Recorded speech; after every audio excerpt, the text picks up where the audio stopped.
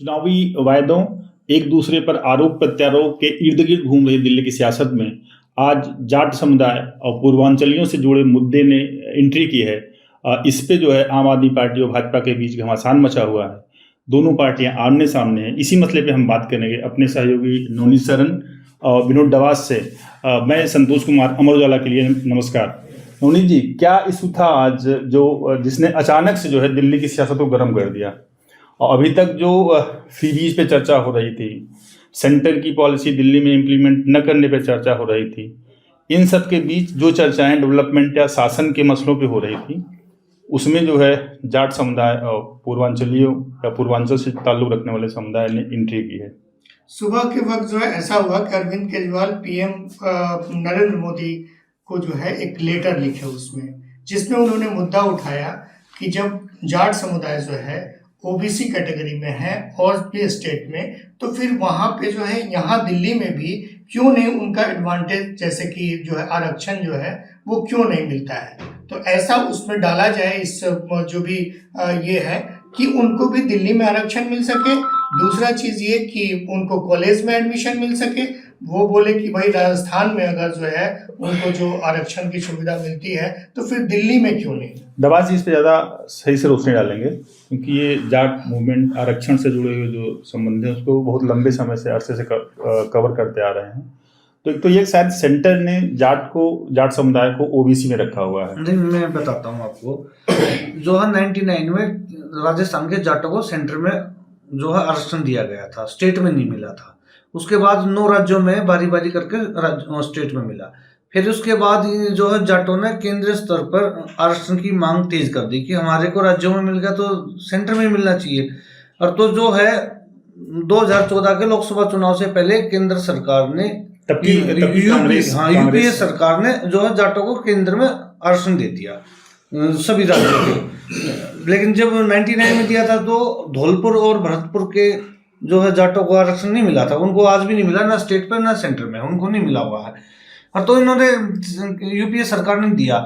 उसके बाद कुछ दूसरे वर्ग के लोग जो है आरक्षण के खिलाफ सुप्रीम कोर्ट चले गए कि गलत ढंग से दिया गया है। और तो सुप्रीम कोर्ट ने उसको सुप्रीम कोर्ट ने करीब 1 साल के बाद सुप्रीम कोर्ट में 2015 में जो है सुप्रीम कोर्ट में जो है ये मामला रद्द कर दिया गया कि ठीक है गलत दिया गया है। फिर उसके बाद जाट मूवमेंट शुरू हुआ था। उसके बाद जाट मूवमेंट हरियाणा में हुआ, 16 में शुरू हुआ। हरियाणा में आरक्षण इसी मांग को लेकर, और वो काफी उग्र आंदोलन हुआ था। उसमें जो है ना करीब 40 लोगों की मतलब मृत्यु भी हुई थी, गोली से या जैसे भी हुई थी। और तो उसके बाद से ये मांग समय समय पे चलती थी, लेकिन अब कोई आरक्षण का आंदोलन नहीं चला हुआ है। अब जो है चुनाव जब भी आता है तो जाट नेता जो है अपनी मांग को किसी न किसी माध्यम से उठाते हैं। और जो है चुनाव के दौरान जो भी सेंटर में सरकार होती है वो जो जाटों को मनाने के लिए उनसे बात करती है, वायदा भी अभी स्टेटस क्या है सेंटर में? क्या जाट समुदाय को ओबीसी कैटेगरी में रखा गया है? नहीं, केवल राजस्थान के जाटों को, वो भी धौलपुर और भरतपुर के अलावा कुछ और स्टेट में, और स्टेटों में 9 स्टेटों में जो है ना राज्यों में है, जैसे राजस्थान है, दिल्ली है, पंजाब है, उत्तराखंड है, बिहार है, जम्मू कश्मीर है। इन राज्यों के जो है जाटों को मिला हुआ है स्टेट में भी, लेकिन हरियाणा पंजाब में स्टेट में भी नहीं है। तो वो जो नोटिस आप कह रहे हैं ना, जो आप कह रहे हैं, इसमें दिल्ली के पूर्व मुख्यमंत्री जो अरविंद केजरीवाल हैं बहुत अच्छा पिन पॉइंट किए हैं। चूंकि दिल्ली यूनियन टेरिटरी है तो यहाँ कई सारे केंद्रीय संस्थान भी हैं, तो फिर वहां पे जो है जब आप आरक्षण देते हैं तो जाटों को आरक्षण वहां क्यों नहीं? तो असल में वही है ना जो अरविंद केजरीवाल ने, जो आप जिस तरफ आप इंडिकेट कर रहे हैं उसमें क्या है कि मान लीजिए कि राजस्थान का कोई जाट समुदाय का बच्चा यहाँ आता है पढ़ने के लिए, तो उसको ड्यू एडमिशन मिल जाता है। जो केंद्रीय यूनिवर्सिटी है वहाँ एडमिशन मिल जाता है, लेकिन दिल्ली के बच्चे को वो आरक्षण का फायदा नहीं मिल पाता। जो सेंट्रल के अस्पताल हैं वहाँ पे जो अलग अलग तरह की योजनाएं चल रही हैं उसमें उसको फायदा मिल जाता है, लेकिन दिल्ली के बच्चे को नहीं मिल रहा है। तो इस पॉइंट ऑफ व्यू को देखते हुए, और अरविंद केजरीवाल ने ये भी जो आरोप लगाया है प्रधानमंत्री और केंद्रीय गृह मंत्री पर कि उन्होंने कई चुनावी रैलियों में इसका वायदा किया है। रैलियों में नहीं, इन्होंने जो और घर भी गए थे, घर चुनाव से पहले अलग अलग जाट नेताओं के घर गए हैं, जाट समुदाय से जुड़े नेताओं के घर, और उनसे वायदा किया है कि इसको शामिल करेंगे हर चुनाव में। उनका ये कहना है कि हर चुनाव में जो है, जैसे कि पिछले चुनाव में जो है लोकसभा में प्रवेश वर्मा के भी घर जाके जो है जाट समुदाय बिरादरी के सारे लोग इकट्ठे थे, उनसे वायदा किया था कि अगर जीत के आते हैं तो फिर आपको जो है जो भी सहूलियतें हैं वो हम देंगे।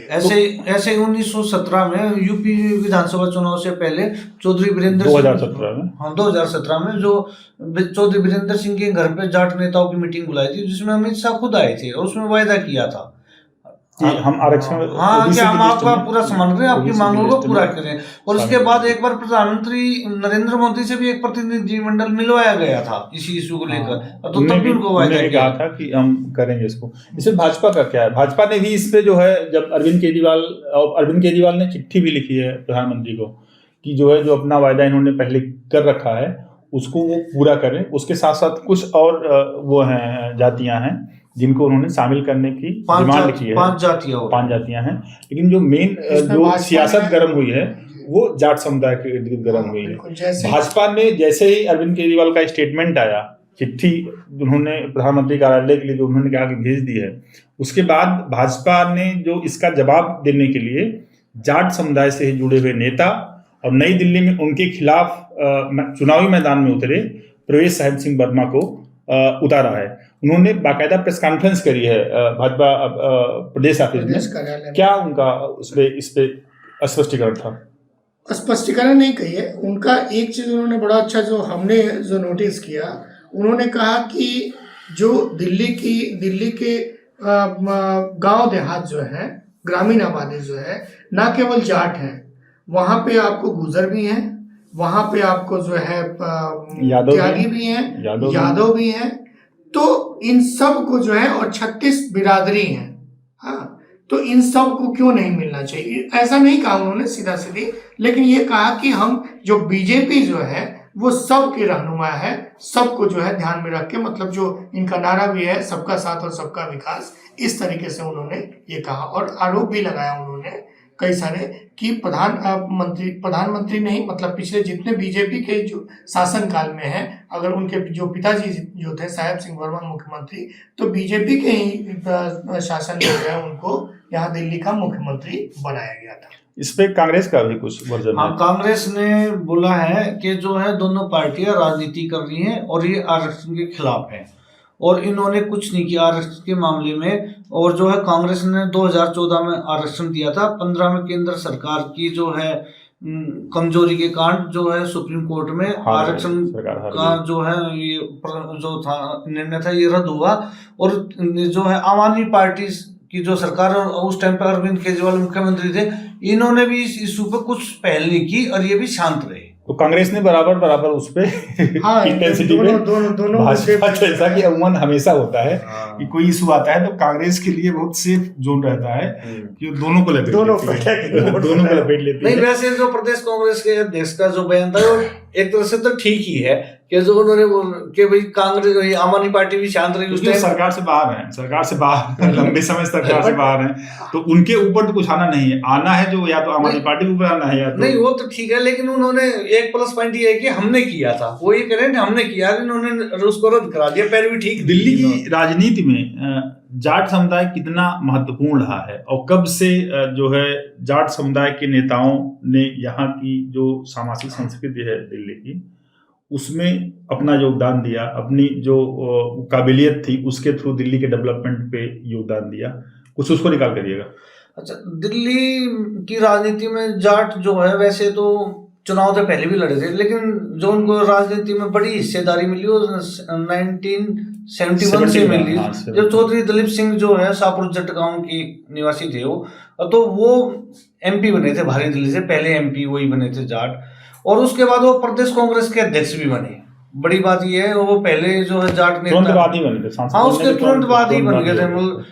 फिर उसके बाद जो है जाटों की एंट्री होनी शुरू हुई। फिर 1980 में सज्जन कुमार एमपी बने, फिर 1984 में सज्जन कुमार का टिकट काट दिया तो कांग्रेस ने चौधरी भरत सिंह बने कांग्रेस से।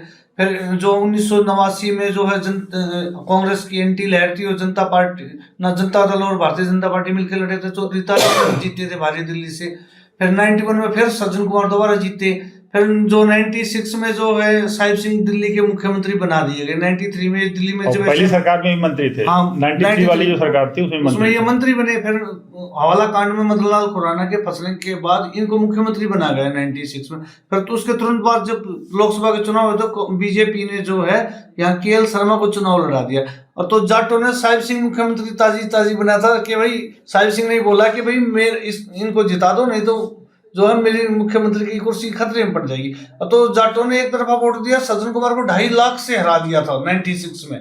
फिर जो 98 में जो है कांग्रेस ने भी जाट को टिकट नहीं दिया। फिर 99 में फिर साहिब सिंह वर्मा दिल्ली में सरकार खत्म हो गई थी, इनको मुख्यमंत्री हटाया, सरकार चली गई इनकी थी, ये खाली थे। फिर इनको 99 में चुनाव लड़ाया और तो इन्होंने कांग्रेस के दीपचंद शर्मा को हराया। हालांकि वो भी दोनों पास के गांव के थे, वो किराड़ी गांव के, लेकिन जो है जाटों कितनी विधानसभाओं पे जो है जाट वोटर अभी है इन्फ्लुएंस। देखो जाट जो है वो लगता है कि जो बाहरी दिल्ली की जो सीट है, नहीं जाट जो है दिल्ली की 70 सीट हैं, तो आप मान के चलो 60 सीटों पे करीब चाहे 1% से लेकर 50% तक है। जैसे नजफगढ़ सीट सबसे बड़ी, उसमें 50% जाट है। लेकिन जो ज्यादा बोलबाला है वो 12-13 सीटें ऐसी है बोलबाला, और इनके विधायक जीत जाते हैं। जो वहां से जो पार्टियां हैं वो उसी समुदाय के, हाँ, जाट समुदाय के लोगों को ही कैंडिडेट भी देती हैं। और आपको बता दूं मैं 2008 में जब परिसीमन हुआ तो उस टाइम पे जब चुनाव हुए विधानसभा दिल्ली में, सबसे ज्यादा जाट MLA बने थे, 11 MLA बने थे उस टाइम पे। अब उनकी जगह भाई पूर्वांचलियों ने ले लिए, जो दूसरा इशू है आज का, पूर्वांचलियों से जुड़े हुए दूसरा इशू जो है दर्शकों को जो है दूसरे इशू में बता। हाँ नहीं, वही जैसे इन्होंने कहा ना उस समय जो है 2008 में 11 जो विधायक थे सबसे ज्यादा जाट समुदाय से बने थे। अब वो जगह जो है, अगर आप देखें आज की पॉलिटिक्स में जो आम आदमी पार्टी के मौजूदा विधायक एग्जिस्ट कर रहे हैं, उनमें से जो है 12-13 विधायक जो हैं, 12-13 विधायक जो हैं वो पूर्वांचल समुदाय से ताल्लुक रखते हैं। यही जो है दूसरा मुद्दा है आज का, जिसको लेके दिल्ली की पॉलिटिक्स गर्म रही। और भाजपा जिस हिसाब से जाट समुदाय से जुड़े हुए जो से जुड़ा हुआ जो इशू है, जितनी तेजी से आक्रामक आम आदमी पार्टी में नहीं हो पाई थी, उसकी जो भरपाई थी वो पूर्वांचल समुदाय से जुड़ा हुआ मसला जैसे ही सामने आया, उसकी भरपाई भाजपा ने उतने ही तेजी से हमला किया है आम आदमी पार्टी अरविंद केजरीवाल पे। वो स्टेटमेंट ये था कि अरविंद केजरीवाल चुनाव आयोग गए थे, भारत चुनाव आयोग गए थे, वहाँ पे उनको शिकायत करनी थी कि नई दिल्ली में किस तरह से वोटिंग जो वोटर बनवाने का प्रोसेस है, उनका जो आरोप है वो प्रवेश साहिब सिंह वर्मा और भाजपा जो है डिस्टर्ब कर रही है। वो जो बाहर जब स्टेटमेंट दे रहे थे तो उनका जो स्टेटमेंट, उनका मूल जो स्टेटमेंट है उसमें यह है कि भाजपा के लोगों ने बिहार पूर्वांचल से करीब 13,000 लोगों को ला के उनका फर्जी वोट बनवा दिया है। ये करना चाहिए, प्रवेश साहिब सिंह वर्मा पे भी कार्रवाई होनी चाहिए, जो डिस्ट्रिक्ट लेवल पे जो चुनाव अधिकारी हैं उन पे भी कार्रवाई होनी चाहिए। और इसके बाद भाजपा जो है बहुत तीखा हमला किया पूरे तरीके अरविंद केजरीवाल पे, पूरे तरीके से आक्रामक रहे। और बाकायदा जो है केंद्रीय ऑफिस में जो है बीजेपी का ऑफिस जो है उसमें एक प्रेस कॉन्फ्रेंस भी किया गया। वहाँ पे जो अभी के समय में जो पूर्वांचल के जो यहाँ लीड कर रहे हैं तो सांसद जो है नॉर्थ ईस्ट दिल्ली के सांसद मनोज तिवारी को उतारा, उनके साथ साथ प्रदेश अध्यक्ष भी थे। तो उन्होंने सीधा सा आरोप लगाया आम आदमी पार्टी पे।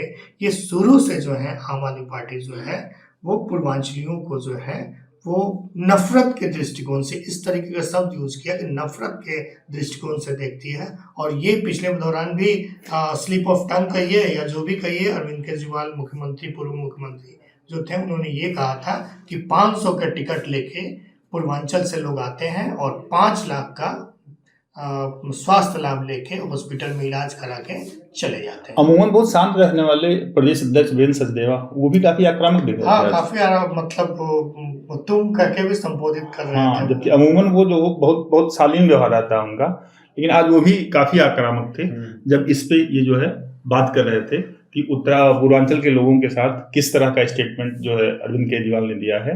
और ये भी कहा कि अरविंद केजरीवाल जी ने हिम्मत कैसे की पूर्वांचलियों को जो है इस तरीके से फर्जी करार देने की। लेकिन जैसा कि हम लोगों ने कल बातचीत की थी, कल की जो बातचीत थी उसमें यही था, जो अलग अलग यहाँ पे समुदाय है जो रहता है, प्रवासी जो हैं, क्योंकि कल आज जो है प्रवासी दिवस है, उसी रेफरेंस में हम लोगों ने बात की हुई थी।